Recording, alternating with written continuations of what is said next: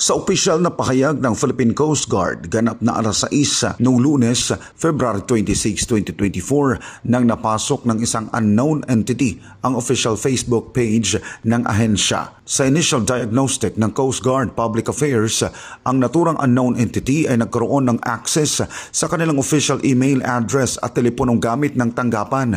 Napasok umano ang page sa gitna ng kanilang isinasagawang Strategic Communication Plan Workshop.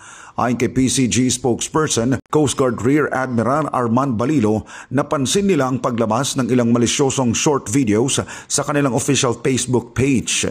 Nito lamang Pebrero 15 ng taong kasalukuyan nang magkaroon rin ng security breach sa official X o ang dating Twitter account ng ahensya, ngunit naayos rin kalaunan.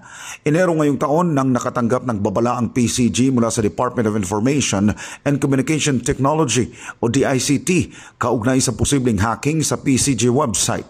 Matatandang isa lamang ang PCG sa marami pang ahensya ng pamahalaan na nakaranas ng cyber attacks gaya ng hacking, ngunit nilinaw na wala namang seryosong leak sa mga mahalagang impormasyon nito na naikompromiso.